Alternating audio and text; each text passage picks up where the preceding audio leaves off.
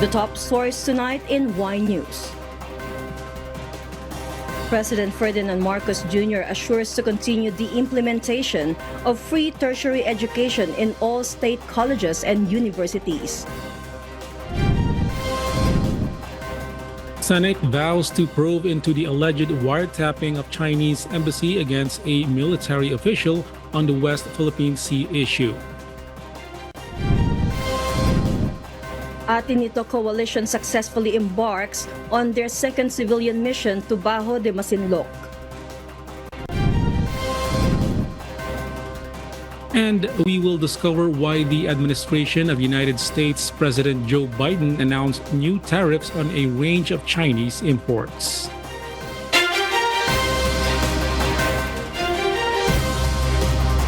Good evening, Philippines and the world. Today is Wednesday, the 15th of May 2024. Join us in the next hour as we deliver today's top stories around the Philippines and in other parts of the world. I am Elsie Marcos. We are also seen in 1,935 satellite monitoring centers nationwide and via live streaming worldwide through the UNTV News and Rescue social media channels. I am Atin Ito Coalition.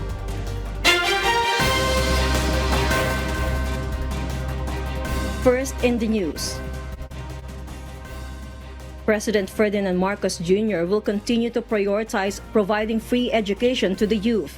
According to the chief executive, much still needs to be done to improve the quality of education in the Philippines. Nel Maribohok reports.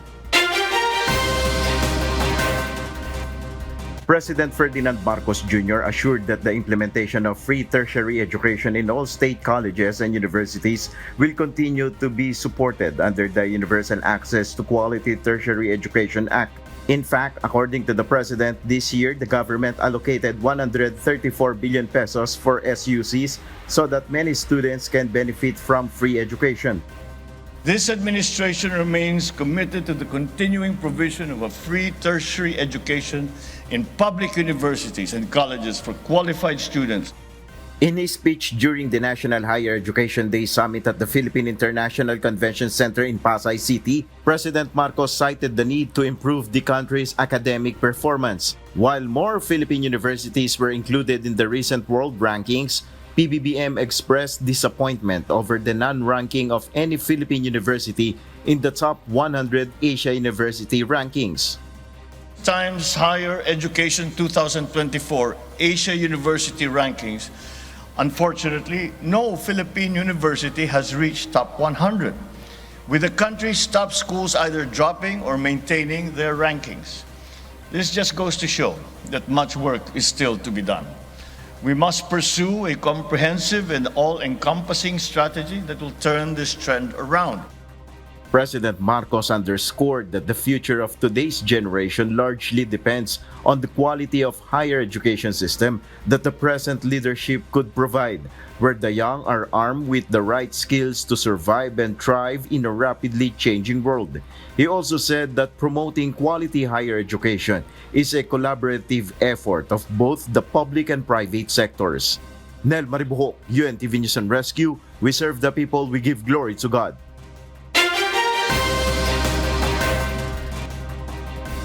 The Atin Ito Coalition embarks on their second civilian mission to Bajo De Masinloc, also known as Scarborough Shoal. Early this morning, May 15, the group set sail from Zambales, comprised of 100 boats carrying volunteers, international observers, and journalists. By 10 in the morning, they breached the exclusive economic zone of the Philippines, swiftly marking their presence with buoys. Meanwhile, the Philippine Coast Guard has deployed 2 additional vessels today to ensure the safety of those partaking in the civilian mission at Bajo De Masinloc or Scarborough Shoal. These vessels are none other than the BRP Panglao and BRP Boracay, 2 24-meter patrol boats renowned for their speed and maneuverability. Prior to this, the PCG has already dispatched the 44-meter vessel BRP Bagakay and aircraft to the area. According to the Atin Ito Co-Governor and Akbayan President Rafaela David, The mission's primary aim is to conduct peaceful and unified navigation in the Philippine Exclusive Economic Zone, reaffirming to all that the West Philippine Sea is rightfully ours. Additionally, the mission seeks to provide supplies to Filipino fishermen in the area.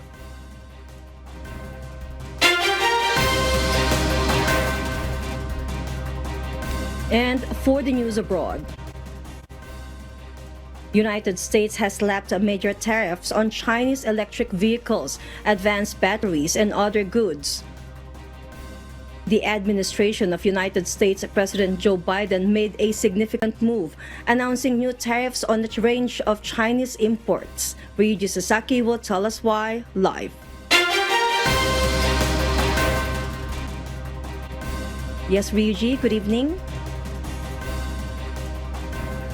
Good evening, Elsie. The new tariffs on Chinese imports, including solar cells, steel, aluminum, and medical equipment, follow after United States President Joe Biden enforced a strategy that is rising the tension between the world's two largest economies. In a statement in the White House Rose Garden on Tuesday, May 14, Biden called out Chinese government subsidies for giving their companies the ability to operate without generating profit, granting them an unfair advantage in global trade.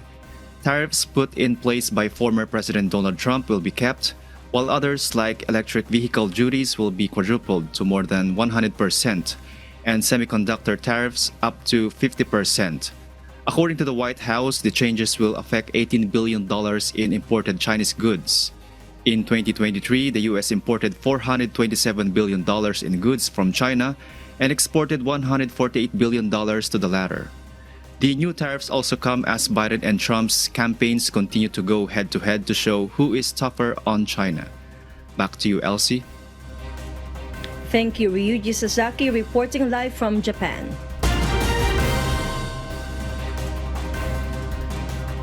April's extreme heat in Asia, driven by human-driven climate change, set new temperature records and caused significant disruptions and fatalities. Schools closed, crops were damaged, and heat-related illnesses surged, affecting billions across the continent, according to a report by the World Weather Attribution Group. Myanmar, Laos, and Vietnam saw their hottest April days on record, while temperatures in India soared to 46 degrees Celsius. Frederick Otto, a climate scientist expert at Grantham Institute, noted that the emissions from oil, gas, and coal are causing additional heat, resulting in fatalities. In the Philippines, one of the hardest hit countries, authorities issued health warnings, closed schools, and rationed electricity as high temperatures threatened the power grid. The report stated that a 15-day heat wave in the mid-April would have been nearly impossible without human-induced global warming. The Middle East also experienced record-breaking temperatures between April 24 to 26, with Tel Aviv reaching 40.7 Celsius. Climate change made extreme temperatures in Western Asia 5 times more likely, the report estimated. Carolina Pereira Marghidan of the Red Cross Red Crescent Climate Center highlighted the compounding crisis in Gaza due to the heat. In late April, temperatures around Kolkata, India hit 46 degrees Celsius, which is 10 degrees Celsius above the seasonal average. The report indicated that climate change has made extreme temperatures in South Asia about 45 times more likely. Additionally, according to Marghidan, Asian governments need to enhance heat action plans to protect vulnerable populations. We'll share more global stories with you later. For those watching our live streaming on YouTube, please click the subscribe button on your screen and ring the bell for notifications. You may also follow us on Facebook, Instagram, and TikTok. Camarines Sur 2nd District Representative El Rey Villapuerte is confident that rescheduling the Barangay and Sangguniang Kabataan elections or BSKE to October 2026 is not unconstitutional. Meanwhile, the Commission on Elections or COMELEC is in favor of moving the date of the BSKE. Rosalie Cos will tell us why. Camarines Sur 2nd District Representative El Rey Villafuerte is confident that no laws will be violated if the upcoming Barangay and Sangguniang Kabataan elections or BSKE is moved. The lawmaker has introduced House Bill number 10344 to reset the next BSKE to October 2026 instead of December 2025. According to Representative Villafuerte, it is unreasonable for the current barangay and SK officials to have only a 2-year term. The last BSKE was held in October 2023. Malinaw naman kasi sa Constitution na ang term 3 years and nakalagay naman doon ang Congress ang magdedetermine ng date ng barangay election. So, sang-ayon naman po ito sa Constitution at Local Government Code. However, the legislator did not deny the possibility that this could also be challenged in the Supreme Court. It is not expected that the proposed bill will be passed before the adjournment of Congress this May, and it might be passed after the State of the Nation Address or SONA of President Ferdinand Marcos Jr. Nevertheless, the congressman expects it to quickly pass through both houses of Congress. Ako sa Congress, kumpiyas na po ako na majority, overwhelming majority, pabor dyan. I cannot speak for the Senate, but I think they will also agree because lahat ng barangay elections na ini-extend, pabor naman sila. Ito, hindi naman technically ini-extend. Hina-harmonize lang at sinusunod lang po yung constitutional guarantee na 3 years. So, palagay ko naman pati sa Senado ay makikita nila ito na tama po itong panukalang to. Meanwhile, the Commission on Elections, or COMELEC, is in favor of moving the date of the BSKE. This is because the Commission also needs to prepare for the May 2025 midterm elections. Sa parte ng COMELEC, ay malaking kagaangan po ito kung maililipat kahit ilang buwan lamang po sa 2026 yung barangay at SK elections. Dahil po sa ngayon na hindi pa kami tapos maghanda sa May elections, kami po kasabay nang naghahanda para sa barangay at Sangguniang Kabataang elections. In June 2023, the Supreme Court declared Republic Act No. 11935, the law postponing the December 5, 2022 BSKE, unconstitutional. However, it acknowledged the necessity of holding it in October 2023. Rosa Licoz, UNTV News and Rescue. We serve the people, we give glory to God.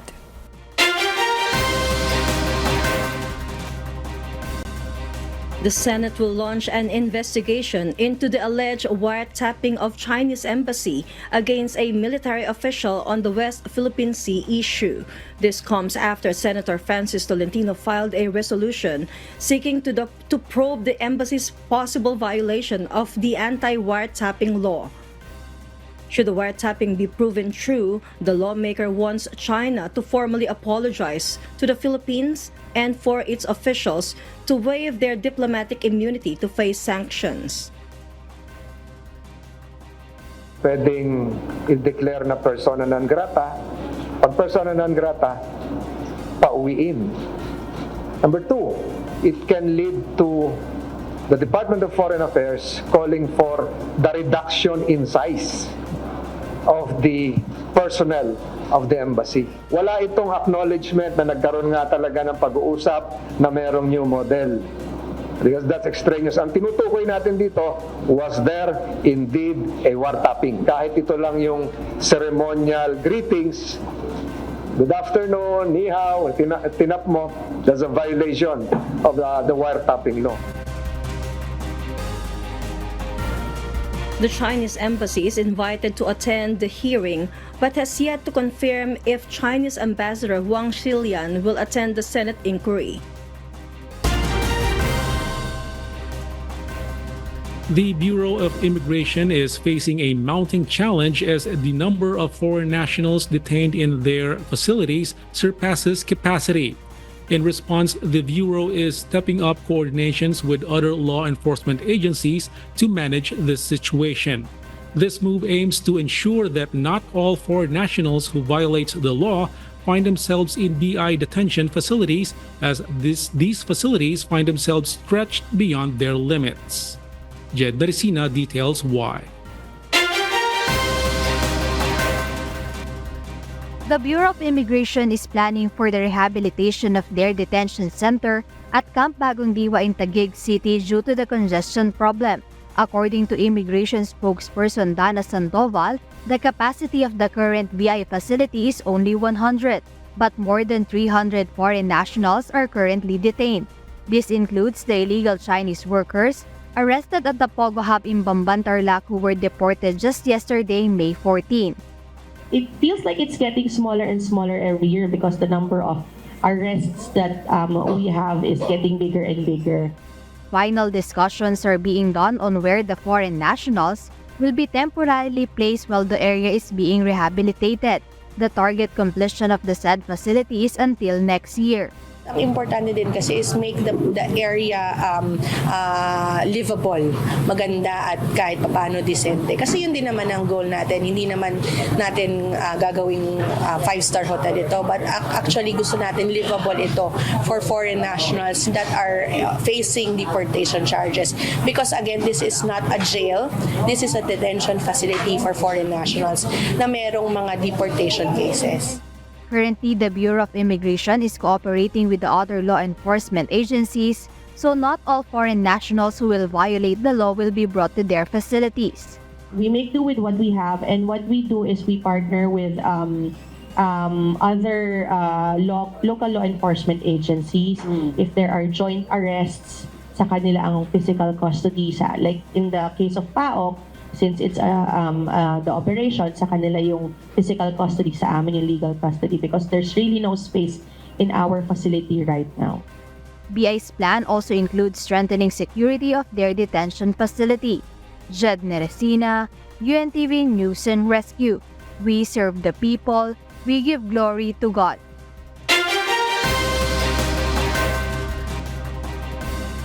The Philippine National Police has assured its support behind the newly formed Human Rights Special Committee led by President Ferdinand Marcos Jr. According to PNP Public Information Office Chief Police Colonel Jean Fajardo, the National Police Force is committed to assisting the United Nations and civil society organizations in upholding and protecting human rights in the country. Colonel Fajardo added that the PNP is actively collaborating in investigations into reported human rights violations in the Philippines. Iyon lamang pong pag-create po nitong Special Committee on Human Rights is an indication kung paano po pinapahalagahan po ng ating Pangulo yung kakapatang pantao po ng bawat Pilipino po. At yung pag-create po niya ito ng Special Committee na involved po ang ibang ahensya po ng gobyerno ay magpapatunay po na bukas po ang ating gobyerno para mas lalo pong palakasin yung mga policy at mga mechanism relating to the protection of human rights. At gusto nating bukahin po yung mga agam-agam po ng ilang ating mga sektor ng ating society, pati na rin po yung Commission on Human Rights. The Philippine Health Insurance Corporation, or PhilHealth, has been ordered to return their unused government subsidy to the Bureau of Treasury. During a hearing of the House Committee on Health, it was revealed that billions of pesos were left unused in the state health insurer. Health Assistant Secretary Albert Domingo disclosed that this surplus fund agreement was recently reached by the PhilHealth Board. The surplus funds were discovered during the House Committee on Health's hearing regarding proposed amendments to the Universal Health Care Act, or Republic Act number 11223. PhilHealth Management has been directed to return the unutilized government subsidy amounting to 89.9 billion pesos. According to PhilHealth, 20 billion pesos were already returned to the Bureau of Treasury last May 10. Lawmakers questioned why PhilHealth couldn't immediately return the unused funds in full. Meron po tayong excess in the amount of, hinahanap ko lang po yung slide, sorry. 173.4 billion, and then dun po sa indirect subsidy, meron pong 38.8 billion. This is for 2023 alone. Most of these funds are in investments, and if we pre-terminate, then we will incur pre-termination fees and penalties, Mr. Chairperson. And we are also concerned, Mr. Chairperson, on the payment of reimbursements to to hospitals. That's why we are maintaining a certain amount of fund to sustain our payment to the hospitals, the health facilities.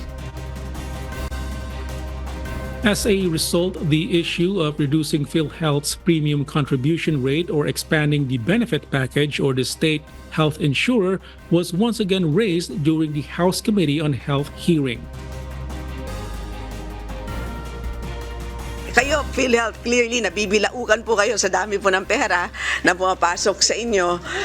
Kami rin po dito, nabibilaukan po. Hindi namin po malaman kung anong gagawin. Pero klaro po na kailangan talaga natin i-adjust pababa talaga ang inyong sinisingil.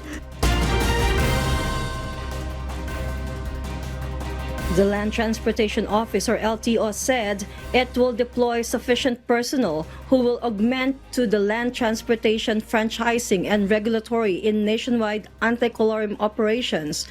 This is in line with the conclusion of the grace period for unconsolidated jeepneys. JP Nunez will tell us why.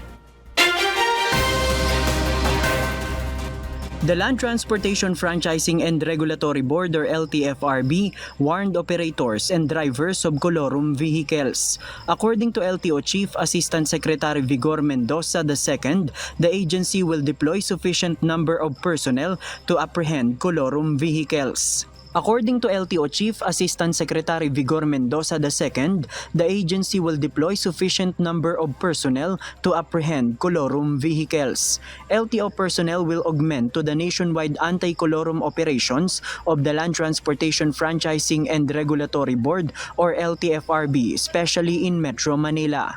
Mendoza also emphasized that the operation aims to benefit legitimate public transport operators and to ensure safety of the commuters. LTFRB said, starting tomorrow, they will apprehend traditional jeepneys which are not consolidated. They will have a meeting with the LTO, Metropolitan Manila Development Authority or MMDA, and Philippine National Police to harmonize their operation. Traditional jeepneys which will be flagged down and cannot present a document that they will join cooperatives or they fail to show transport cooperative stickers will be impounded. Una, matikitan yung driver and suspended yung license niya for 1 year.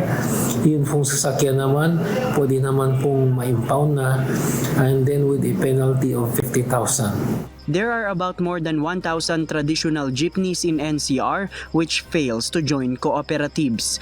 LTFRB already gave them show cause order during the 15-day grace period starting when the deadline for consolidation ended in April 30. Yung iba, they were contesting the program. Yung iba refused to even answer. In all cases, we have already made a resolution that since they did not comply with the industry consolidation required by the government, tanggal na po yung prangkisa nila. LTFRB Chairman Chofilo Guadis III opted to not disclose the routes they will focus on anti-colorum operations tomorrow.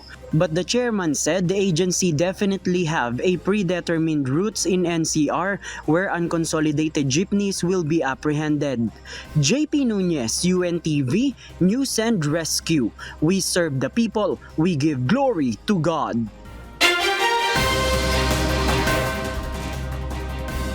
And in other global news, Harvard University's pro-Palestinian students have peacefully ended their protest encampment but vowed to continue their protests. Their decision on Tuesday, May 14, follows the Harvard University's agreement to discuss the students' questions related to the endowment and reconsider the involuntary leaves imposed on some students. Lasting for 3 weeks, the encampment has sparked division with the Harvard campus community, both drawing either condemnation or support towards the protesters. Harvard has agreed to reinstate at least 22 students from their involuntary leaves. They will also expedite cases for over 60 students with administrative charges related to the encampment. Protesters took down their tents and removed their sleeping bags on Tuesday morning, while preparations also began for the university's commencement exercises next week. The protest, spearheaded by the Harvard Out of Occupied Palestine or HOOP Coalition, has been calling for the university to divest from companies with ties to Israel.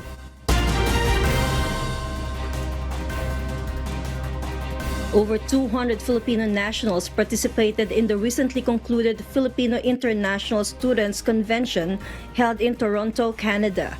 Spearheaded by the Philippine Consulate General in Toronto and the University of the Philippines Alumni Association in Toronto, the convention aimed to provide essential and timely information to Filipino international students in the country. The program aimed to equip Filipino international students, particularly newcomers, with the necessary information to navigate their lives in a foreign land with a different culture from their homeland. Among the vital information shared with our fellow countrymen were updates on immigration policies, job and training opportunities, community safety, settlement services, and many others. This convention is just the beginning, as similar programs are expected to continue, not only for international students, but for all Filipinos in need of guidance and assistance in their lives in Canada. Siyempre, as a newcomer dito sa Canada, medyo naninibago ka pa dahil galing ka sa Pilipinas and pumunta ka dito nang walang alam anything about their cultures, on everything, transportation, and kumbaga sanay tayo sa Pilipinas na yung mga bawal, sa ganito bawal. And then here, sobrang laki ng pagbabago. Unang-una, bawal ang tamad. Will be workshop number 4 on pathways towards permanent residency for international students and temporary foreign workers. But for the association, we've really kind of expanded our reach and our services to the larger Filipino-Canadian community. So it's not just serving the UP alumni and their families, but really we thought that, our community, and as iskos and iskas of the Philippines, mga scholar ng bayan, we thought it's about our time to be able to give back, not only to our UP alumni, but also to the community in general. And those are the reasons behind the news in other parts of the globe.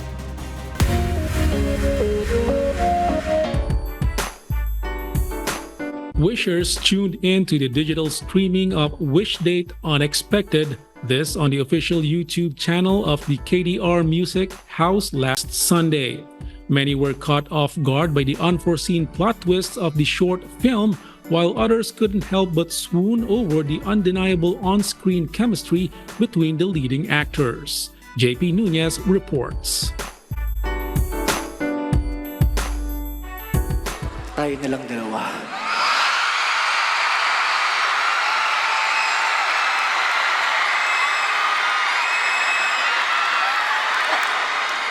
What? What do you mean? I mean, na tayo na lang dalawa. Marry me.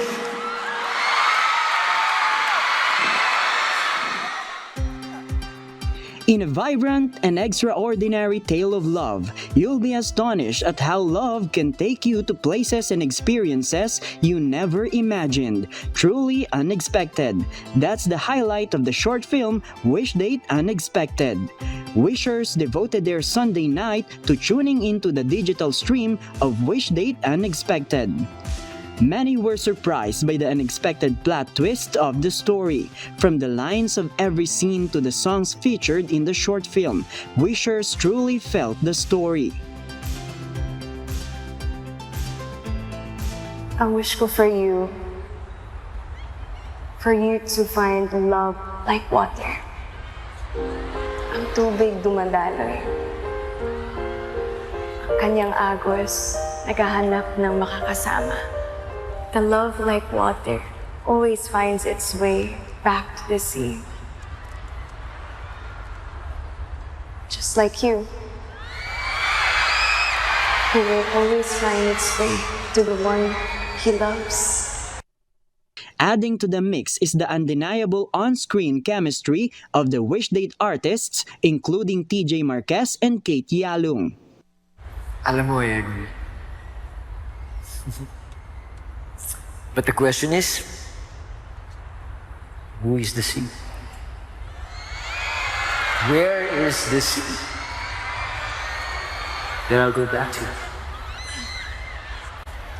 Well, sometimes people who deserve our love ay nandyan lang sa malapit.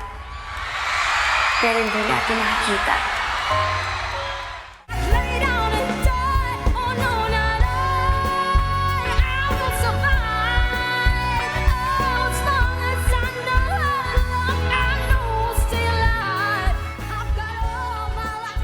Meanwhile, KDR music artist Haki joyfully shared that although this wasn't her first time performing, being part of the unique concept of Wish Date still feels like a dream.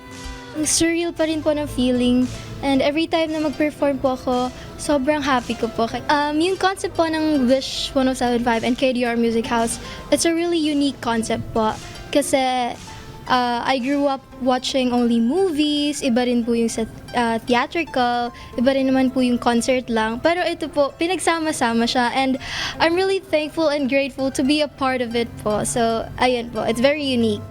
Haki also shared her excitement for the unexpected collaboration with Arthur Miguel on stage. One thing new naman po is lesson na po yung kaba, and I really enjoyed my performances po, and of course my collaboration with Kuya Arthur Miguel, so it's really a fun experience po. To watch the entire story of Wish Date Unexpected and experience the thrill of romance and good music, simply head to the official YouTube channel of KDR Music House. JP Nunez, UNTV, News and Rescue. We serve the people, we give glory to God.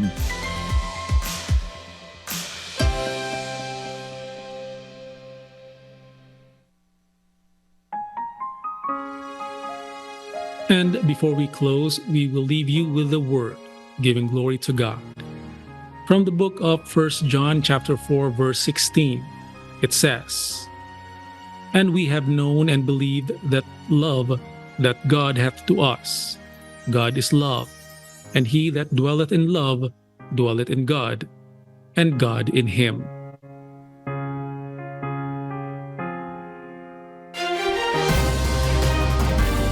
And those are the reasons behind the news, May 15, 2024. Reasons we deliver to you as they unfold.